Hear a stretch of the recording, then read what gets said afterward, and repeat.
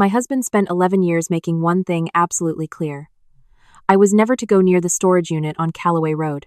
Not when we first got married and I noticed the key on his keychain.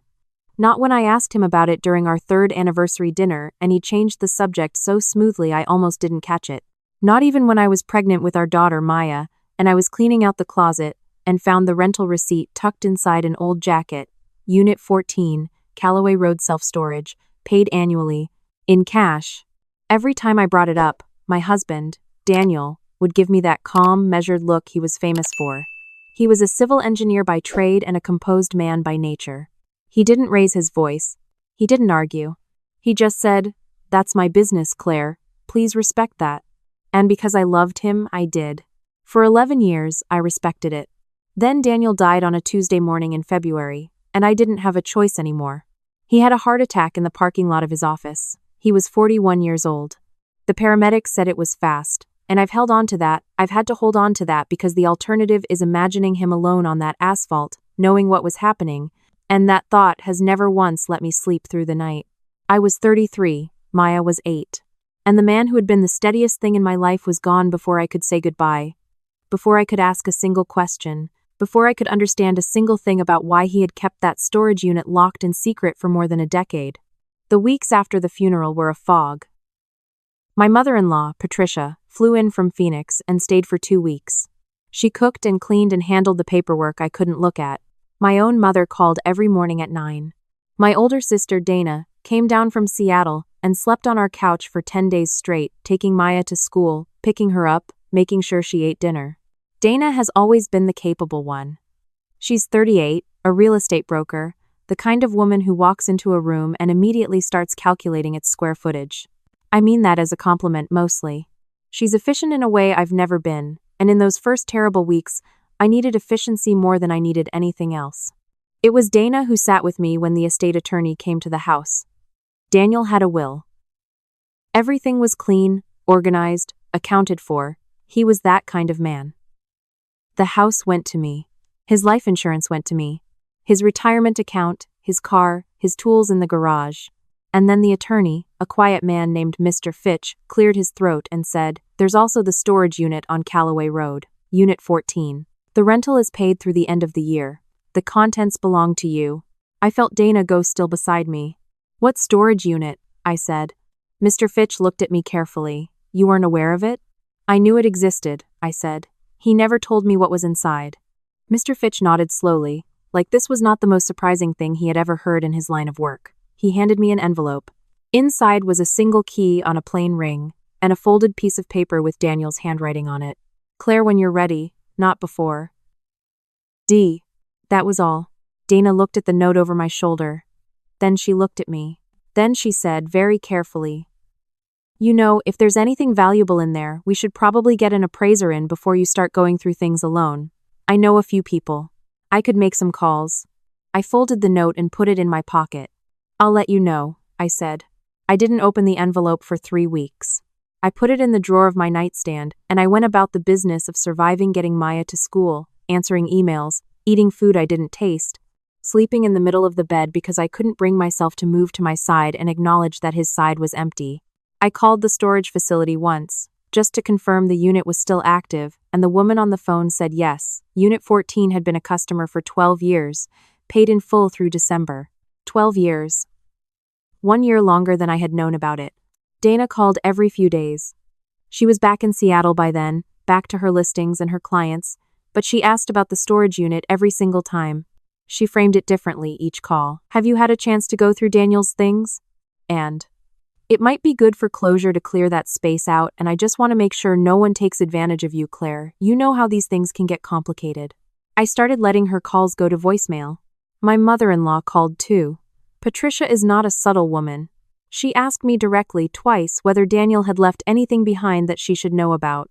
Her exact words, both times, anything that might be relevant to the family. I told her I was still sorting through things. She didn't push, but she didn't stop asking either. Maya, for her part, knew something was wrong beyond the obvious. She was 8, not stupid. She had heard Dana and me talking, not the details, but the tone. One night she climbed into bed next to me and said, "Mom, what was in Dad's special place?" I looked at her. What do you know about that? Aunt Dana said Dad had a special place with his things and that you needed to deal with it. I made a note to have a conversation with Dana about what was and was not appropriate to discuss with a grieving 8-year-old. I don't know yet, baby, I told Maya honestly, but I'm going to find out. She nodded like that was enough and fell asleep against my arm, and I lay there in the dark thinking about that key in my nightstand drawer and Daniel's handwriting when you're ready, and I wondered if I would ever be ready, and I decided that waiting until I was ready was probably not what he meant. I went on a Saturday morning, alone. I told Maya I was running errands. I told no one else. I got in my car at 8 a.m. and drove the 12 minutes to Calloway Road, and I sat in the parking lot of Calloway Road self-storage for a long time before I got out. The facility was one of those plain, no-nonsense places, orange rolling doors, concrete floors, fluorescent lights in the corridors. The kind of place you don't think about unless you need it. I found Unit 14 at the end of the second corridor. The key fit. The lock turned. I pulled up the rolling door. For a moment I just stood there, because nothing I had imagined prepared me for what I actually saw. It was not what I had feared. I had been afraid, in the darkest parts of my sleepless nights, of what a secret room might contain. Evidence of a life I didn't know about. Another woman. Financial disaster. Something that would rewrite the last 11 years and make me question every memory I had of my marriage. What was in Unit 14 was not any of those things. It was a workshop. A small, meticulous, fully equipped woodworking workshop. A workbench along one wall, tools hung neatly on pegboard, labeled in Daniel's precise engineer's handwriting. A bandsaw, a scroll saw, a collection of chisels in graduated sizes. Cans of stain and finish, organized by color on a metal shelf. Wood shavings swept neatly into a corner. The whole space smelled like sawdust and linseed oil, and it was so precisely, so completely Daniel, that I had to grab the door frame to stay on my feet. And on the workbench, in the center, arranged like they were waiting for me, a wooden jewelry box. A small rocking horse, painted white with a yellow mane. A picture frame, carved with leaves around the border. A child-size rocking chair with a cushion tied to the seat. I walked to the workbench. I picked up the rocking horse. Underneath it was a folded note in Daniel's handwriting. For Maya, when she's old enough to know I made it, I didn't want to ruin the magic before then. Some surprises take years to build right. Dad, I sat down on the concrete floor, and I cried until I had nothing left. Daniel had been a man who could not wrap a gift without triple-checking the corners. He had written Maya's birthday cards in pencil first and then traced over them in pen. He had once spent 3 weeks building a birdhouse for our backyard, not because we needed one, but because he had seen Maya looking at birds in the yard and he wanted her to have a reason to keep looking. He had built her a childhood's worth of things, here, in secret, because he wanted her to have them without knowing they were coming. Because he believed in surprises that took years to build right. That was the secret. That was what he had hidden from me for 11 years. Not a betrayal, not a disaster, not another life. A workshop full of love that he hadn't finished yet. A man who spent every free Saturday morning building things for his daughter, alone, because he didn't want to spoil the surprise. I stayed in that unit for 2 hours. I went through everything. There were more pieces, a small bookshelf, a name plaque for Maya's door, a music box with a delicate carved lid. There was a notebook on the shelf with sketches and measurements, projects he had planned, projects half-finished, projects that were only ideas. The last entry was dated 3 weeks before he died. He had been sketching a desk. Maya's desk, for when she started middle school. He had written, in the margin, "Oak, she'll want something sturdy." There was also a letter, a real one, several pages, sealed in an envelope with my name on it. Not the short note from Mr. Fitch's envelope. Something longer, deliberate. I sat on the stool at his workbench and I read it with sawdust on my jeans and tears I didn't bother wiping off my face. He wrote that he knew the secrecy was strange. He knew I had asked, and he had deflected, and he was sorry for that. He wrote those words clearly, "I am sorry for that." He explained that it had started as a surprise for our first anniversary. He had been building me something and he didn't want me to know, and then it had become his space, the one place that was entirely his own, where he could think and build and not be anyone's engineer or anyone's husband or anyone's father, just a man making things with his hands. He said he should have told me sooner. He said he always thought he had more time. He wrote that if I was reading this letter, he hadn't had more time after all. He asked me to give Maya the rocking horse on her 10th birthday, the jewelry box when she turned 16, the rocking chair for her first apartment. He had a list. Dates and pieces, matched up like a timeline. He had planned it all out. A gift for every milestone he now would not be there to see in person, but he had been there, in that unit, building them. He had shown up every Saturday for years, and he had shown up for her. He asked me, at the end, not to let anyone take the pieces apart or sell them or donate them. He asked me to trust that he had meant everything he had built. I folded the letter, I put it in my bag, and then I took out my phone and I called my sister. Dana answered on the second ring, which told me she had been waiting. "Claire," she said. "Did you go?" "I went," I said. "And?" A pause. "What's in there? Is there anything we need to deal with?" That word? We. I had been listening to that word for weeks without really hearing it. "We should get an appraiser. We should sort through things. We need to deal with it." Dana, who had not been Daniel's wife.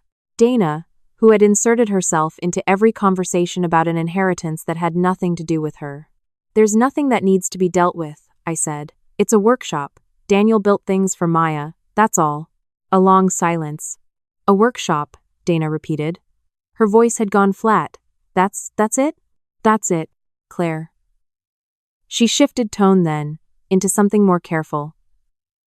"I'm sure it's a lot to process, but practically speaking, the rental on that unit is a monthly expense. And if there are tools, equipment, that could all be sold. I know an estate sale company." "Dana." I said her name quietly and she stopped. "I'm not selling any of it. I'm moving it to the house. I'm keeping everything." I just think you should make sure you're not making emotional decisions right now. That's all I'm saying. I'm trying to help." I thought about Daniel's letter. I always thought I had more time. I thought about Maya, 8 years old, not knowing that her father had spent 11 years building her a childhood she hadn't received yet. I thought about the desk he was sketching oak. She'll want something sturdy 3 weeks before he died. Still planning, still showing up. "I know you think you're helping," I said, "but I don't need help with this. I need you to let me handle my husband's things." Dana was quiet for a moment. Then, "Fine. I just hope you're not making this harder than it needs to be." I said goodbye and hung up. The following week, I rented a truck. My neighbor's husband, a retired contractor named Bill who had liked Daniel, helped me move everything from Unit 14 to our garage. It took 4 hours. Bill didn't ask many questions. He was the kind of man who understood that sometimes you just carry things from one place to another and you don't need to explain why. When it was done, I stood in the garage surrounded by Daniel's workbench and tools and the things he had made, and Maya came out from the house in her school uniform because she'd gotten home while we were finishing, and she looked at everything with wide eyes. "What's all this?" she said. "It was Dad's workshop," I said. "He built things here. He made things for you." Maya walked slowly to the workbench. She touched the wood carefully, like she was reading something written there. Then she saw the rocking horse on the shelf still wrapped in the moving blanket Bill had used, and she looked at me. "Is that mine?" I had promised Daniel I would wait until her 10th birthday. She was 8. That was 2 years. But Maya was looking at me with Daniel's same steady eyes, and I thought about his letter, all those careful dates and milestones, and I thought, he built that desk sketch 3 weeks before he died. He was always planning for the future. He would want her to know now that he had been here, that he had been building. I could give her the horse on her birthday and still tell her the truth today. "All of it is yours," I said. "He made everything here for you." She looked at the shelves, the boxes of pieces, the notebook with his sketches. She was quiet for a long time, the way children are quiet when they are processing something too large for ordinary language. Then she said, "He was here every Saturday?" "Every Saturday," I said. She nodded, very slowly. She put her hand on the workbench and kept it there, palm flat against the wood. I understood what she was doing. I had done the same thing that morning in the storage unit. I left her there for a few minutes, with her father's tools and her father's work and the smell of sawdust that he had left behind. I stood in the doorway, and I did not cry, because I had already cried enough in that unit for the both of us, and someone had to stay standing. Patricia called the following week. She had heard from Dana I had expected that, and she wanted to know whether any of Daniel's tools or equipment had monetary value. She said it carefully, the way she said most things, wrapped in concern that didn't quite fit right. She said she was asking because she wanted to make sure Maya's future was protected. Maya's future was protected. Daniel had made sure of that years ago, with life insurance and a retirement account, and a will that was so clean and thorough that Mr. Fitch had called it one of the most organized estates he had managed. The workshop was not about money. It had never been about money. Patricia knew that, and I knew she knew it, and I was done being careful about saying so. The tools and equipment are not for sale, I told her. They belong to Daniel and they belong to Maya now. That's final. Patricia started to say something about how grief makes people act impulsively. I told her, politely but without room for misunderstanding, that I hoped she would respect Daniel's wishes, which were clearly stated in his letter, which I had and she did not. She did not call again about the workshop. Maya turned 9 3 months later. I had been in the garage every weekend since we moved the workshop home, not building. I don't have Daniel's skill but organizing. Learning the names of his tools. Reading the notebook. I found a YouTube channel for beginner woodworking, and I watched videos on Saturday mornings while the coffee brewed, sitting in my dead husband's workshop trying to understand the thing he had loved. I had not told anyone about this. Not Dana, not my mother. It felt private in the way the storage unit had been private, not secret, just mine. On a Saturday morning in November, Maya appeared in the garage doorway, in her pajamas with her hair uncombed, and she me, for a while without saying anything. I was attempting, badly, to sand a rough edge on a small board I had cut with the bandsaw. "You're doing it wrong," she said finally. I looked at her. "What?" "You're going against the grain. Dad showed me once. You're supposed to go with it." I stared at her. "When did Dad show you?" She shrugged, a little self-conscious. "He brought me here once. I was like 5 or 6. He said it was a secret between us. I wasn't supposed to tell you." I set down the sandpaper. The thought of Daniel, bringing a 5-year-old Maya here, teaching her to go with the grain, swearing her to a small and sweet conspiracy of secrecy, I had to breathe through it for a moment. "Why didn't you ever tell me?" I said. "He said it was a surprise," she said simply. "I didn't want to ruin it." She walked into the garage and stood next to me at the workbench, and she took the sandpaper from my hand, and she showed me how to go with the grain. She was 9 years old with uncombed hair and her father's steady hands, and she knew things I didn't know, and I stood there beside her and let her teach me. That night, after Maya was in bed, I sat in the kitchen with Daniel's letter spread out in front of me. I had read it so many times the paper had gone soft at the folds. I thought about how Dana had heard workshop and calculated resale value. I thought about how Patricia had called to ask about monetary worth. I thought about how the people who had wanted to get into that storage unit fastest had understood its contents least. I thought about Daniel driving to Calloway Road every Saturday morning for 11 years, and how I had spent those Saturday mornings at home assuming he was doing whatever men do on their private Saturday mornings, and how the truth had been so much simpler and so much more than anything I could have invented. He was just building. He was just showing up, week after week, making something that would last past him. That is its own kind of love. Not the love that announces itself, not the love that needs to be seen. The love that sands the rough edges and stains the wood and sketches the next project in a notebook, and then the next, because it is always planning for a future it believes in, even when it runs out of time. I folded the letter and put it in the drawer with the key. I don't need the key anymore. The workshop is in my garage. Maya knows how to sand with the grain. I'm learning. And somewhere in a notebook, in careful engineer's handwriting, there is still a desk waiting to be built. Oak? She'll want something sturdy, and I've decided that I am going to learn how to build it. I have 2 years before Maya starts middle school. I think that's enough time. I think Daniel would say it's enough time. I'm going to show up on Saturday mornings and I'm going to try. That's what he did. That's what he would want. And I think, wherever he is, he already knows that. I think that's why the note just said, "When you're ready." He always believed I would be.